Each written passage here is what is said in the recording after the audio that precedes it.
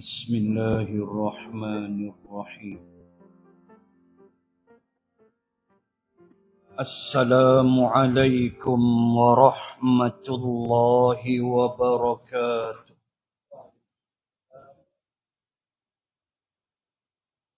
الحمد لله الذي نزل الفرقان على عبده ليكون للعالمين نذيرا، الذي له ملك السماوات والأرض ولم يتخذ ولدا ولم يكن له شريك في الملك وخلق كل شيء فقدره تقديرا.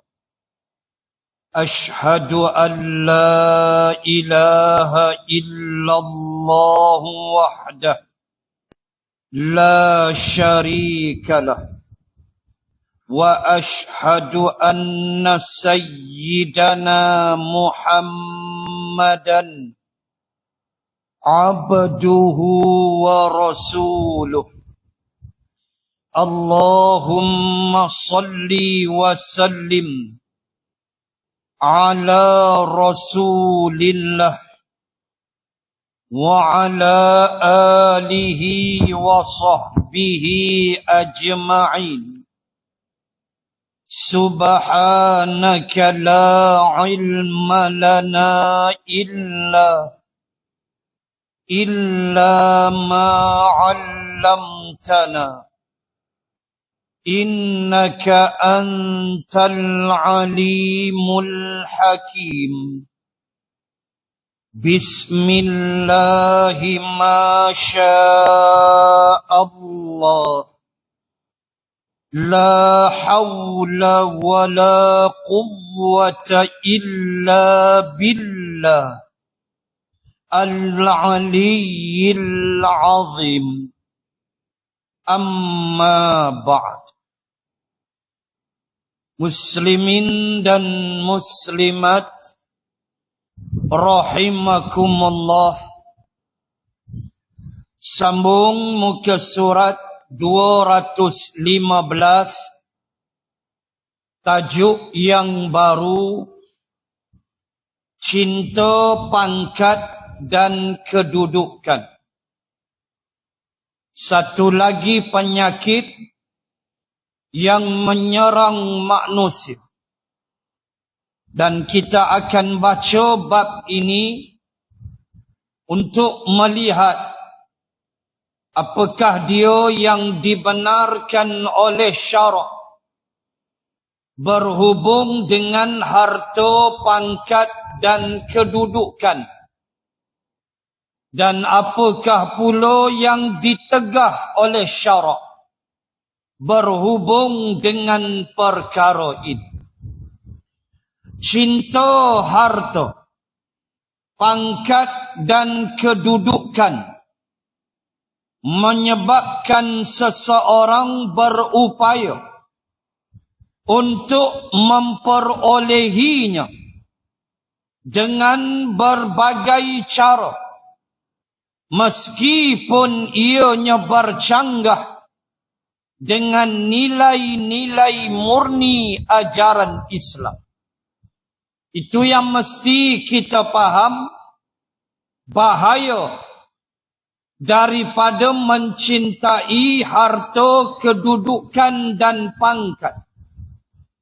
Islam bukan melarang kita memiliki harta. Allahu Akbar. Islam tak pernah larang. Bahkan Abu Bakrin dan Umar radhiyallahu anhuma saling berlumba di dalam menyerahkan harta mereka, seperti yang telah ditulis oleh Dr. Ali Muhammad Ash-Shallabi ketika baginda Rasul sallallahu alaihi wasallam mengiklankan kepada para sahabat supaya menginfak harta mereka di dalam peperangan Tabuk. Maka tampillah Sayyidina Uthman dengan 700 ekor kuda, siap dengan tali kekang dan ladam, komplit, siap semua, 700 ekor. Tampillah Sayyidina Umar dengan separuh daripada harta dia. Sampai Sayyidina Umar menyebut, kali ini aku akan lawan Abu Bakr. Dia takkan boleh lawan aku punya. Aku akan serahkan, kata Umar, separuh dari harta aku. Lalu dia bawa separuh harta dia. Cuma tidak disebut dinar atau dirham, tetapi disebut dengan harta. Lalu Nabi tanya dia, apa yang tinggal lagi kepadamu? Dia kata tinggal separuh. Separuh ni saya bagi nisf, separuh lagi untuk keluarga makan. Separuh dia bagi. 100,000, Umar bagi 50,000. Senang faham. Separuh. Tiba-tiba datang Abu Bakrin, dia bagi semua. Abu Bakrin, Nabi tanya, tinggal apa dah kat hang? Tinggal Allah dan Rasul. Lincin habis. Sehingga Umar berkata, taulah aku tidak akan dapat melawan ataupun menandingi Abu Bakrin sampai mati. Itu dia sahabat. Berharta bukan sengkek, bukan naik gerek buruk tak ketahuan, zuhud punya pasal tak, tapi rokok isap. Zuhud apa benda lagu tu? Tak, sahabat kaya punya harta. Cuma kata ulama, perbuatan Abu Bakrin itu khas untuk dia seorang ya. Kita tak boleh buat. Sebab itu tahap keimanan Abu Bakrin. Kan Nabi sebut, timbang dunia dan segala isi, nak lawan iman Abu Bakrin, maka berat lagi iman Abu Bakrin. Maka kita tak boleh tiru macam tu. Dapat gaji 5,000, 4,980 ringgit, tabung masjid kan. 20 ringgit ya tinggal habuan beli rokok. Hak lain semua boh tabung. Masjid senyumlah, boleh duit banyak. Hang tak boleh lagu tu. Utang sana, rumah, kereta, anak, bini, nafkah. Maka mana yang berbaki, itulah kita infak. Kena faham elok-elok. Settlekan dulu tanggungan dan tanggungjawab kita. Adapun perbuatan Abu Bakrin tidak boleh diikut, kata para ulama. Itu khas untuk dia sahaja kerana ketinggian iman dia. Begitu. Maka mereka punya harta, tak ada salahnya. Tetapi mencintai harta sampai langgar nak dapat harta, tikam, nombor ekor, rasuah, rompak bank, pi curi, nak harta punya pasal. Yang tu tak boleh, sehingga dia akan langgar apa saja ketentuan, had batasan yang ditentukan syarak. Tak boleh lagu tu menipu dan sebagainya. Tak boleh janji dapat harta. Islam tolak tak harta? Tak. Carilah cara halal.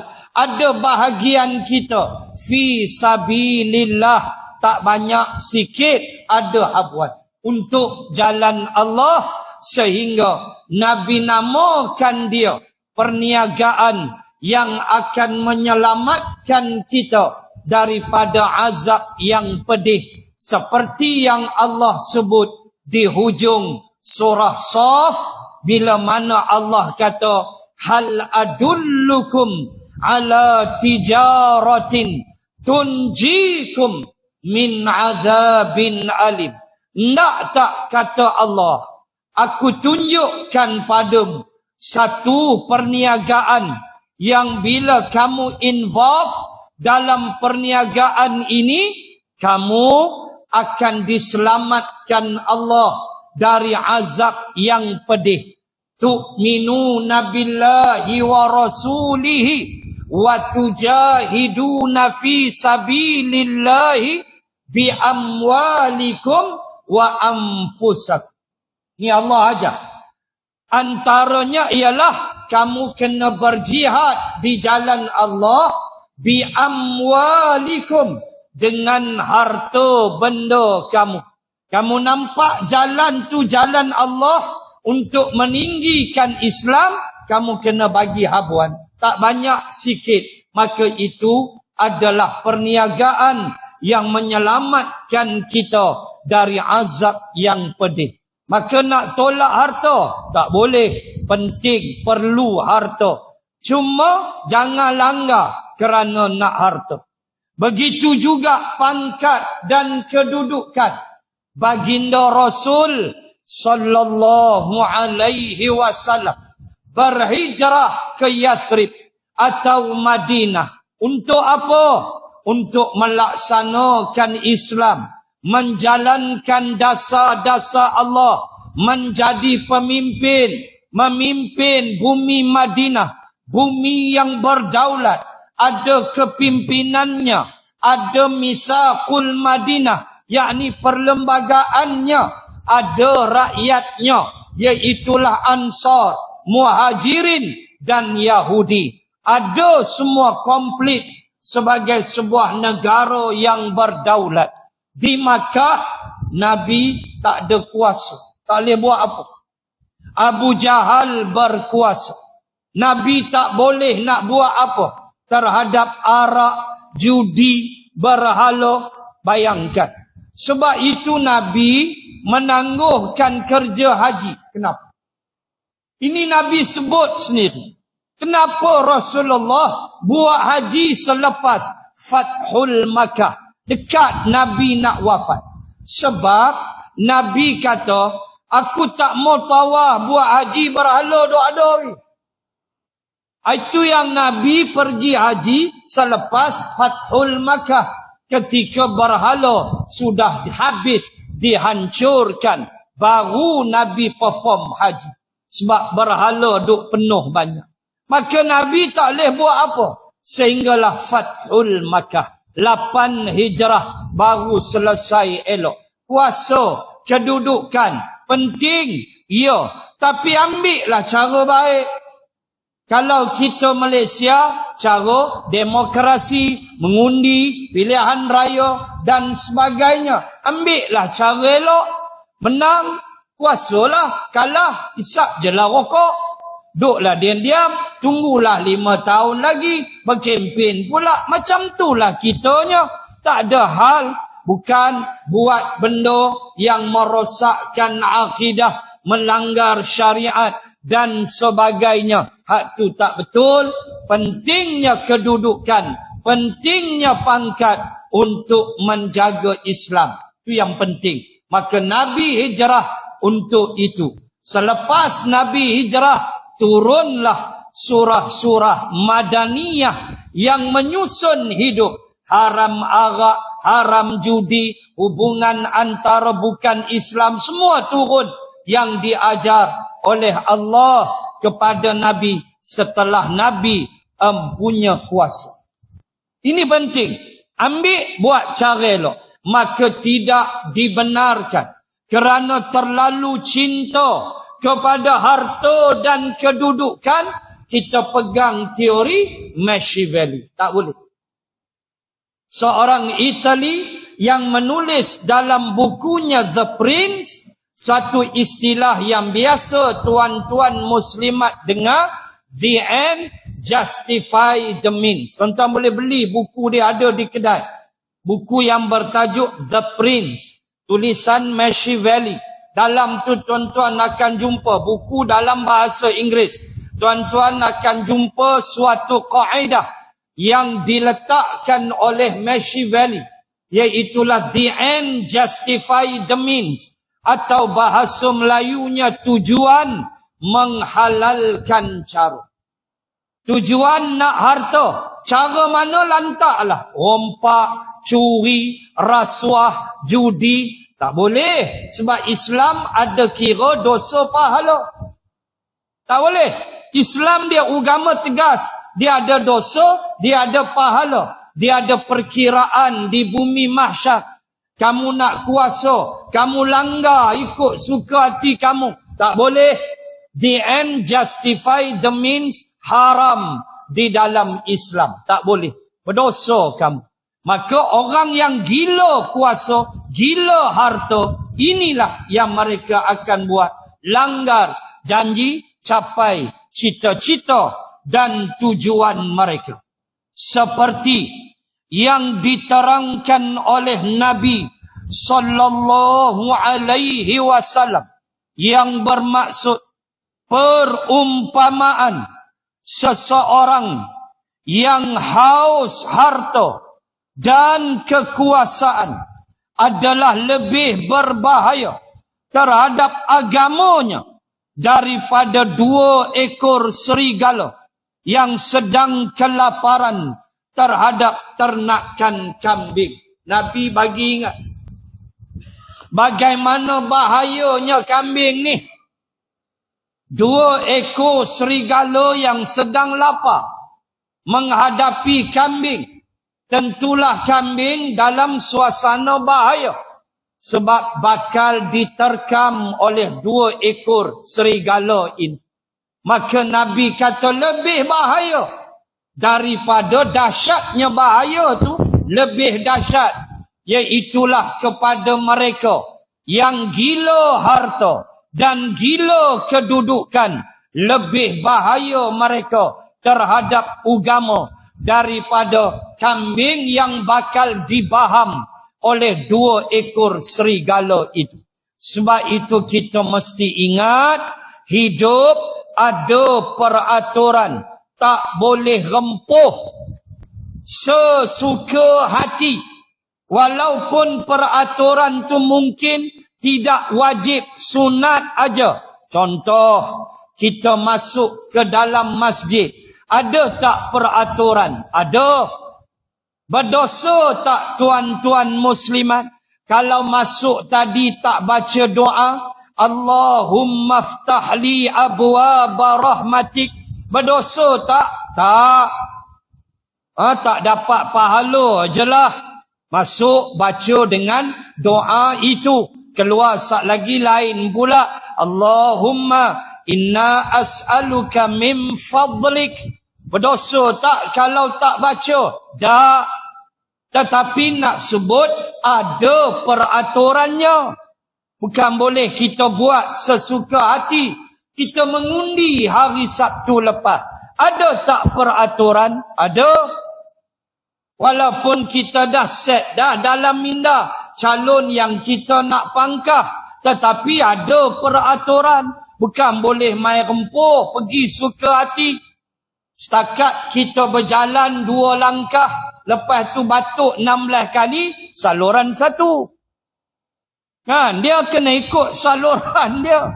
2 langkah, 16 kali batuk. Saluran 1. Dia ada saluran dia. Kita cek lah, canggih lah. Ada website SPR. Kita cek. Kita dah tahu dah. Kita saluran berapa? 1 ke, 2 ke, 3 ke. Laguna, sekolah Laguna sampai 17 saluran. Punya banyak. Ikutlah saluran kita. And then nombor mengundi kita tu. Kita pun tanya saluran 1 mana? Sana. Pakcik. Confirm dah pakcik. Kan dia nak panggil abang. Kita pun tanya saluran 2 mana? Sana encik. Dia tak panggil pakcik. Pakcik ni semua satu. Ada saluran dia. Lepas tu pergi, kena keluar IC. Walaupun hang caretaker, Menteri Chief of Minister, caretaker, Menteri Besar ke, seperti Sanusi dan sebagainya, tetap kena buh IC. Ikut undang-undang, ada peraturan. Dia pun tengok berapa nombor kita tu. Dia pun bacakan IC, kita pun dengar. Silap, kita boleh komplain. Lepas tu sebut nama, bergerak ke meja sebelah tu. Dia suruh celup dulu. Aku celup sikit, tak banyak. Tu yang awal putih tu. Dia suruh celup. Okey, dia puas hati. Dia bagilah ballot paper tu. Kertas undi. Baru kita pergi pangkal handphone boh dalam bakul tu. Ada undang-undang dia. Bukan suka-suka hati. Lepas tu balik rumah, rasa lambat, tunggu matahari nak tenggelam hari tu. Sungguh tuan-tuan, nak menunggu keputusan tu, macam nak masuk Yawi punya pucat. Menunggu, nak tunggu matahari tenggelam hari tu. Allahu Akbar. Punyalah lambat. Tunggu punya tunggu, itulah keputusan yang mesti dihormati oleh semua pihak kalau kita berpegang pada sistem demokrasi berparlimen. Hormat atas keputusan yang dipilih oleh rakyat. Sebab namanya demokrasi, istilahnya apa dia demokrasi? Dari rakyat, untuk rakyat, kepada rakyat. Itulah demokrasi. Maka semua pihak mesti saling menghormati atas keputusan ini. Nak sebut ada undang-undang? Ada. Bukan boleh main suka-suka, pi pangkah-pangkah, lepas tu habak confirm dah menang. Dah, tunggu dulu. Nak dikira dulu, undi rosak berapa, terlebih lain pi pangkah naik semangat, garisan pi tembus kotak, rosak. Ataupun membuh titik pun ada. Yang buat bulat macam bola sepak pun ada. Macam-macam benda-benda ni berlaku. Kira barulah jumlah penjumlahan, barulah tahu. Maka tak cerai dah. Cerita dah. Tuan-tuan muslimin dan muslimat sekalian, we have the rule. We must obey. Tak boleh buat sesuka hati. Walau dalam suasana dunia sekalipun. Apatah lagi benda yang kita nak kena tanggung di akhirat. Soal kepimpinan, soal harta, tentulah ada jalan dan petunjuk dia. Baik.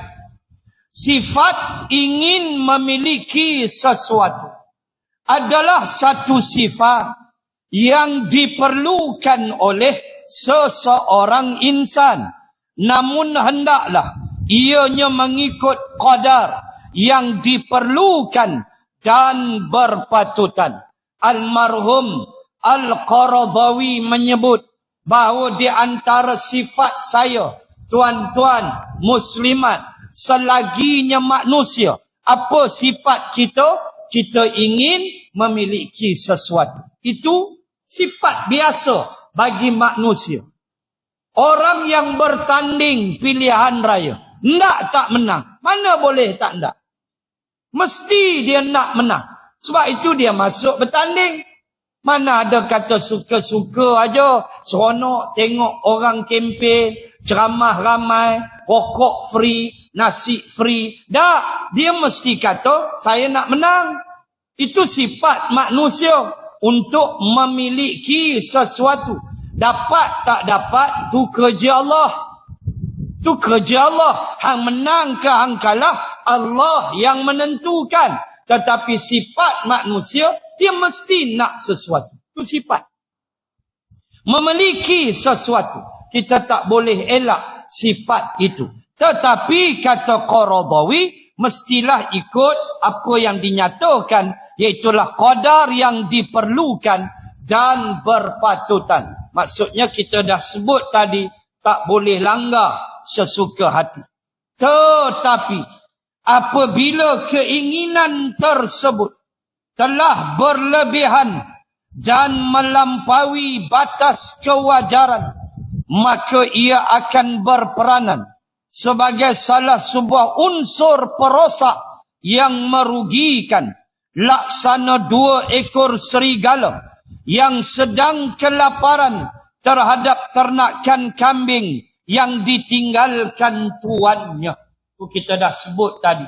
Bila ia berlebihan dan tak peduli dah apa larangannya, yang penting dapat, rosak habis masyarakat. Rosak, itu yang kita tak nak. Kerosakan itu menyebabkan hidup jadi tidak tenteram, huru-hara dan sebagainya. Sikap seperti ini sangat dikaji dan dicela oleh Al-Quran. Firman Allah, mafhum negeri akhirat itu kami jadikan untuk orang-orang yang tidak ingin menyombongkan diri dan berbuat kerosakan di muka bumi. Dan kesudahan yang baik itu adalah bagi orang-orang yang bertakwa. Suratul Qasas ayat 83. Tuan-tuan, Allah Ta'ala pesan, pertama kita mesti faham, fokus kepada akhirat. Ingat ya, lalu kita bagi ingat. Kita tak duduk lama atas bumi ni, tak lama. Ingat elok-elok. Ingat nyawa kita bila-bila boleh melayang. Allah, kan kuliah subuh di Shah Alam kan, habis nyawa. Dr. Almarhum Dr. Sabri. Di surau Ittihadiyah Seksyen 9 Shah Alam. Selepas sebelah Concord Hotel Shah Alam. Surau atas bukit. Saya pernah ceramah di situ. Tuan-tuan, ni mati. Tengah kuliah mati. Tengah hisap okok lagi awal mati. Tuan-tuan, muslimin, muslimat. Kita kena hidup fokus akhirat. Fokus akhirat. Dunia ambil. Dunia jangan buang. Ambil. Sekadar kita nak bernafas, nak bernyawa. Itu kan Nabi sebut, pagi-pagi kamu bangun, ada segelas air, ada sebuku roti. Cukup dah, Nabi kata. Hak tu dunia. Itu dunia. Kita tak mampulah, itu balaghah. Makna nak sebut kita tak mampulah breakfast lagu tu. Ayat sejuk, tak ada dia pasal. Teh tarik jawab dia. Melambung habis, lepas teh tarik, Milo tarik. Elok. Ditariknya gula dalam darah. Tuan-tuan, Nabi sebut tu dalam bentuk balaghah. Hak itulah dunianya. Roti dan segelas air, hak tu lah. Maknanya, ambil dunia ni. Tapi fokus kita bukan dunia. Fokus kita akhirat. Kita kena berfikir, macam mana hidup aku nanti di alam barzah. Macam mana aku kubur aku. Taman syurga ke, lubang neraka ke. Mesti fikir ni. Mesti fikir tiap-tiap hari. Supaya kita hidup ni ada pedoman. Dan tidaklah kita jadi pecacai dunia. Sampai kita lupa untuk fokus kepada negeri akhirat. Allah pesan, kami jadikan untuk orang-orang yang tidak menyombongkan diri. Dan tidak buat kerosakan di bumi. Maksudnya syurga itulah.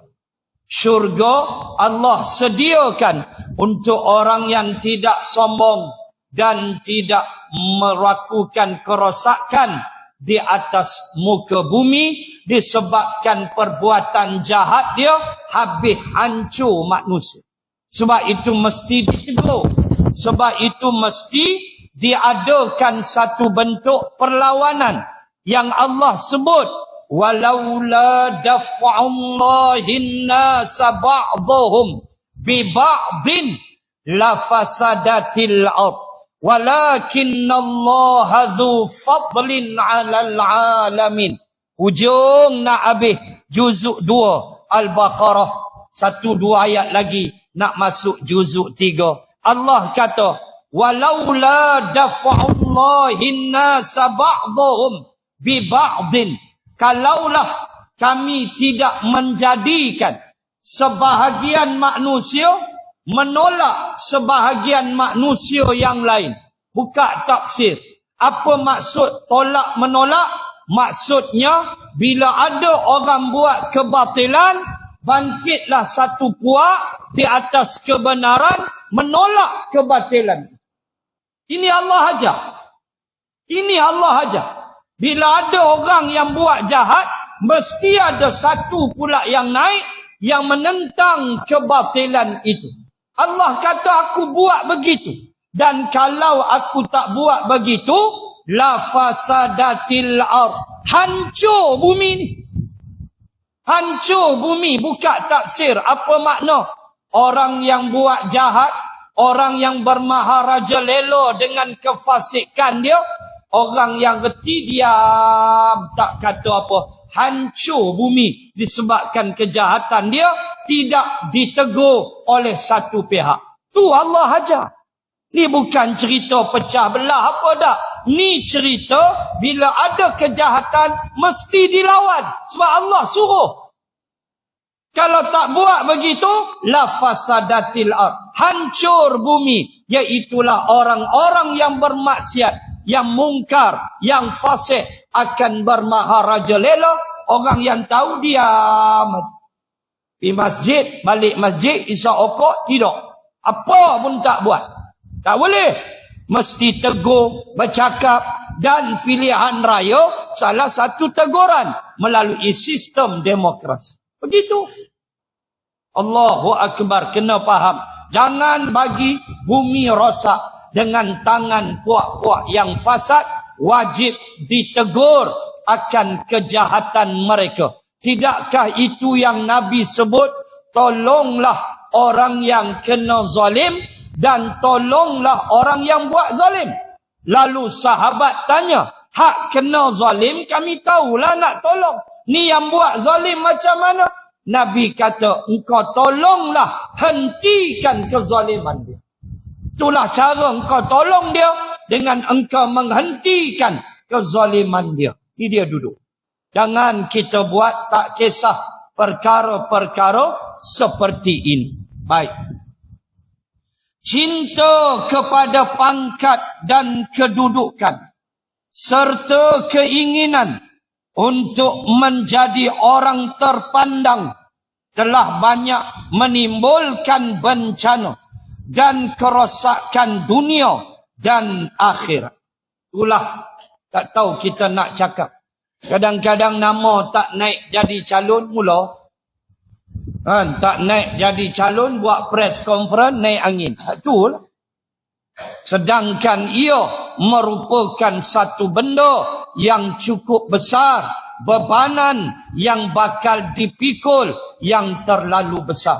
Maka kecintaan itu terlalu gila menyebabkan ia boleh buat perkara yang merosakkan dirinya sendiri. Baik. Oleh kerananya Rasulullah sallallahu alaihi wasallam telah memperingatkan sekalian umatnya untuk menghindari perkara tersebut. Seperti dalam sabdanya yang bermaksud, sesungguhnya kamu akan sangat menyukai pangkat dan kedudukan. Dan sesungguhnya ia akan menyebabkan penyesalan di hari kiamat. Nikmatnya hanyalah seketika sahaja dan penyesalannya untuk sepanjang masa. Allahu Akbar. Ya Allah, ni untuk siapa? Untuk orang yang gila kejawatan.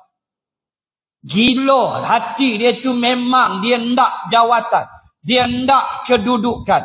Lalu dia dapat. Nabi kata siap. Nabi sebut dalam hadis ini beberapa benda. Pertama, Nabi kata penyesalan di hari kiamat.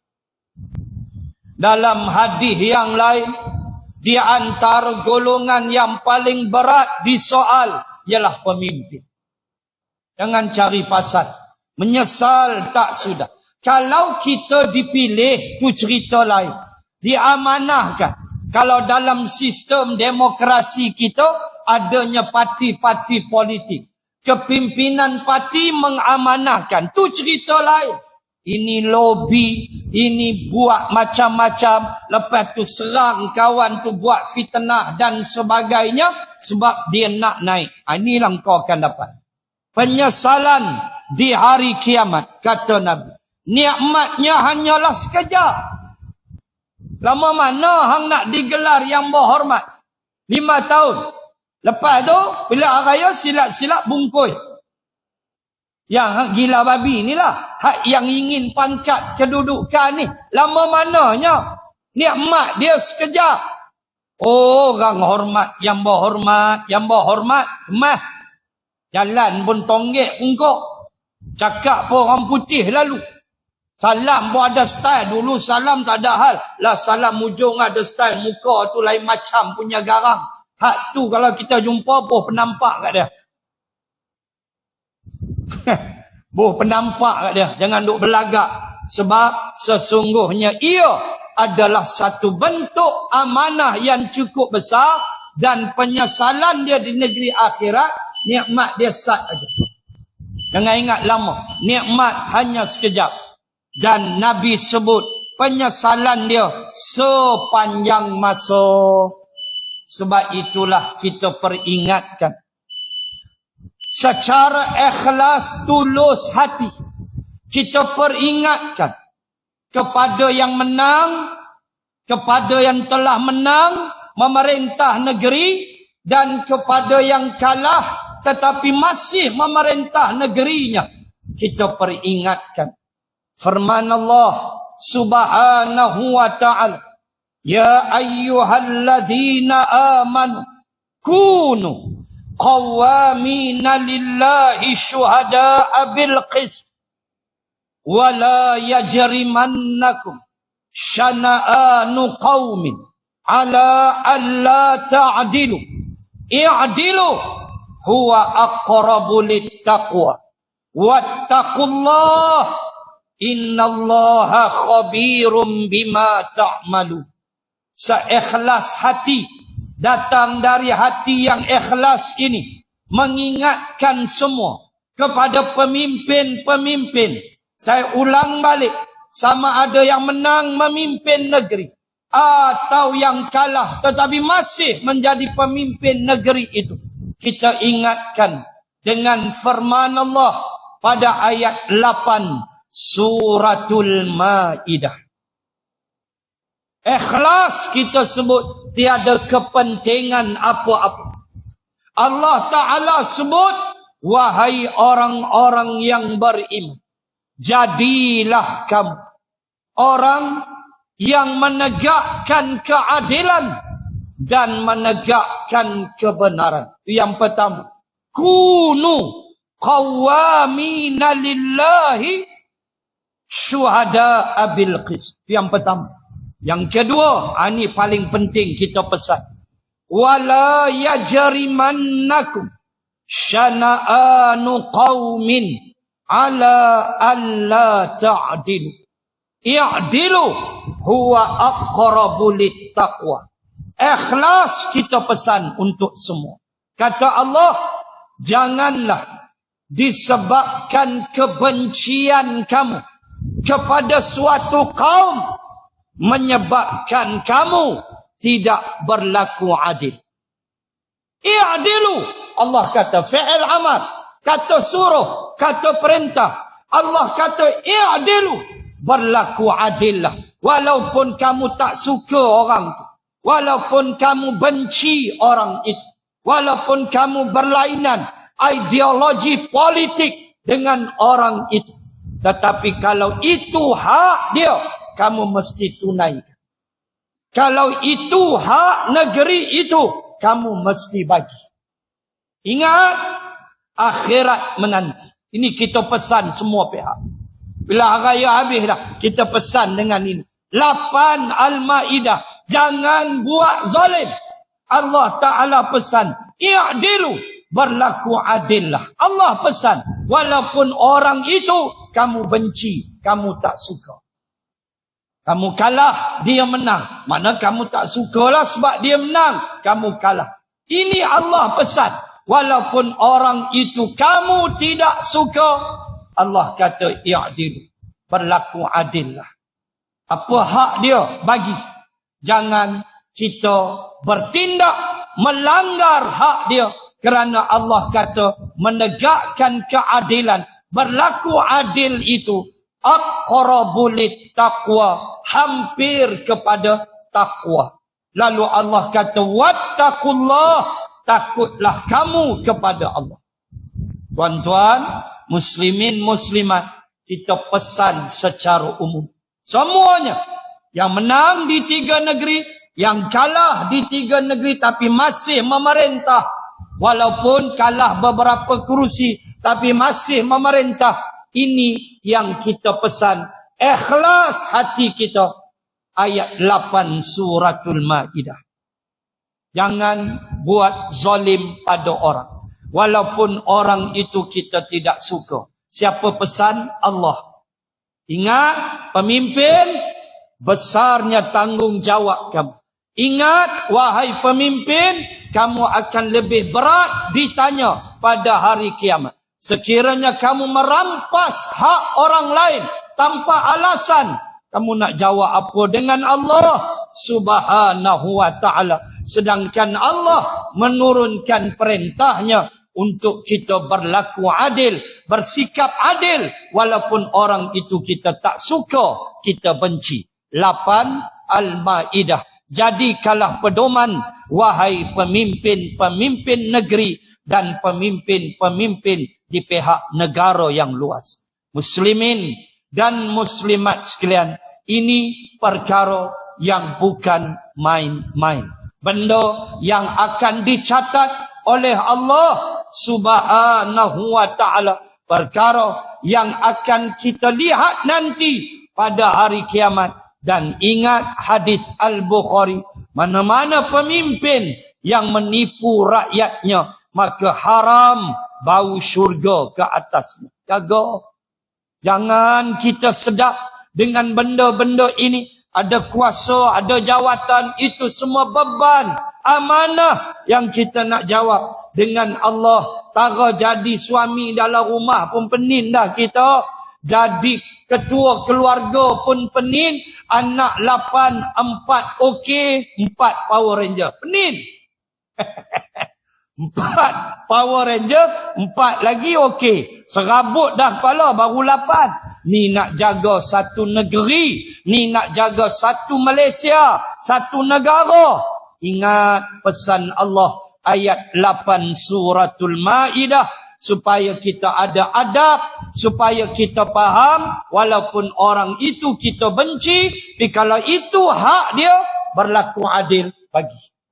Jangan kita buat lebih kurang. Kerana Allah sentiasa memerhati dan amat-amat mengetahui akan perbuatan kita.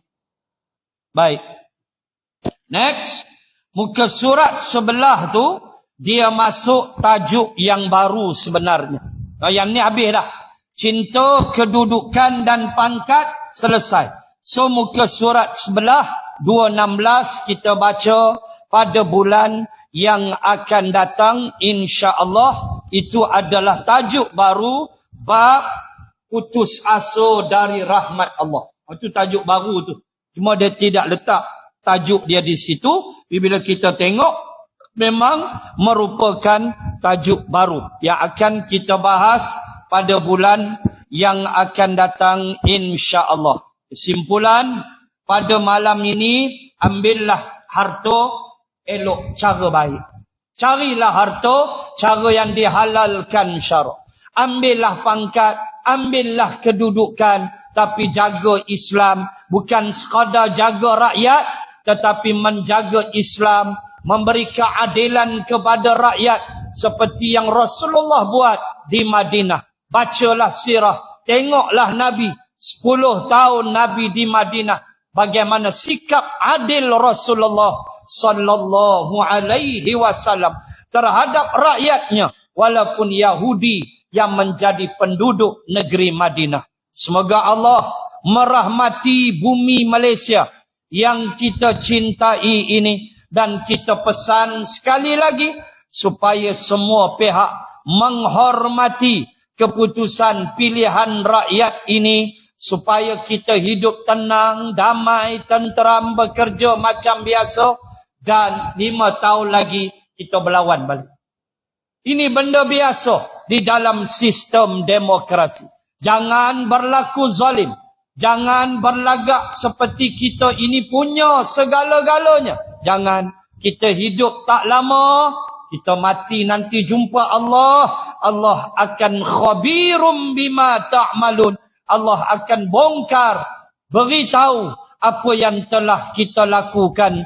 Dan kita dah sebut tadi besarnya ancaman terhadap pemimpin dengan bebanan yang bakal dia terima di negeri akhirat sekiranya dia bertindak dengan tidak adil kepada rakyat bawahannya, kerana sesungguhnya ia merupakan satu pencabulan hak yang mesti dimiliki oleh rakyatnya, tiba-tiba dicabulnya di atas sikap tidak adil. Dan Allah pesan ayat 8 Suratul Maidah, semoga menjadi pedoman bagi kita semua. Wabillahi taufiq wal hidayah. Assalamualaikum warahmatullahi wabarakatuh. Bismillahirrahmanirrahim. Alhamdulillahi rabbil alamin. Assalatu wassalam ala rasulillah wa ala alihi wa sahbihi ajma'in. Allahumma zidna ilman warzuqna fahman. Allahumma rzuqna fahman nabiyyin wa hifzal mursalin. Allahumma ja'al jam'ana hadha jam'an marhuma wa tafarruqana min ba'dih tafarruqan ma'suma. Rabbana atina fid dunya hasanah wa fil akhirati hasanah wa qina adzaban nar. Wa sallallahu ala rasulillah wa ala alihi wa sahbihi wa baraka wa sallam. Walhamdulillahi rabbil alamin. Subhanakallahumma wa bihamdik nashhadu an la ilaha illa ant wa nastaghfiruka wa natubu ilaik. Wallahu a'lam.